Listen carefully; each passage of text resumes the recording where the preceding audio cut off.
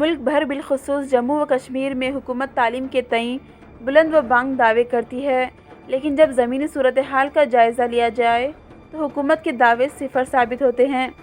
اس کی جیتی جاگتی مثال شمالی کشمیر کے ضلع بانڈی پورہ کے علاقے اشم سنبل میں ایک سرکاری اسکول کی عمارت تقریباً 16 سال سے زیر تعمیر ہی ہے، اور یہ عمارت ہنوز زیر تکمیل ہے۔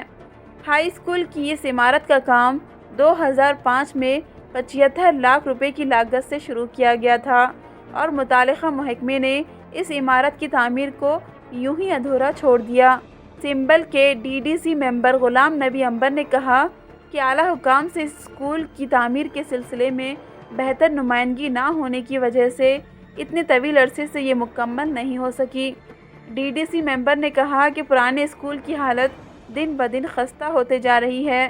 مقامی لوگوں کے مطابق سیکنڈری اسکول ایک پرانی خستہ حال عمارت میں کام کر رہا ہے، جو ٹیچرز اور طلبہ دونوں کے لیے باعث تکلیف ہے۔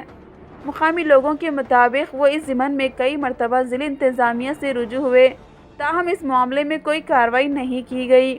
مقامی لوگوں اور DDC ممبر نے LG انتظامیہ سے اپیل کی ہے کہ وہ اس معاملے میں خود دیکھے اور متعلقہ محکمے کو جلد از جلد عمارت تعمیر کرنے کی ہدایت جاری ہے۔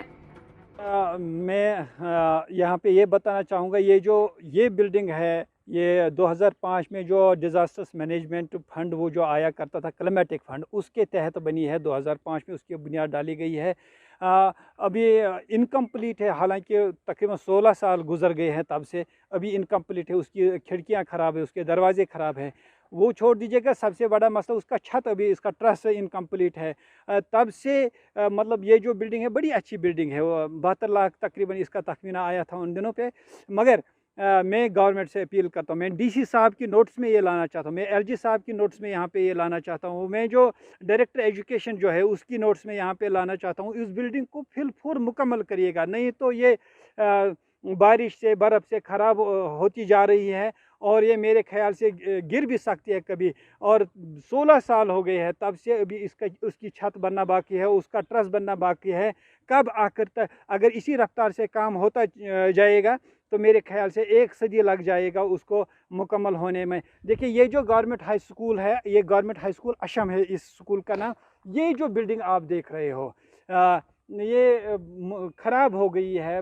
2005 میں ہی اس کو انجینئر صاحبان نے انسیف قرار دیا ہے، لیکن جگہ نہ ہونے کی وجہ سے یہ جو ہیڈ ماسٹر صاحب بھی یہ بھی مطلب مجبور ہو رہا ہے کہ یہ بچوں کو یہیں پہ پڑھایا جائے، حالانکہ یہ بلڈنگ اس قابل نہیں رہی ہے کہ یہاں پہ بچوں کو پڑھایا جائے، کبھی بھی گر سکتی ہے۔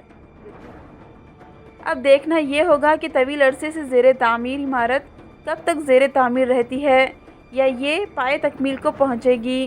بیورو رپورٹ، تبصرہ پوائنٹ۔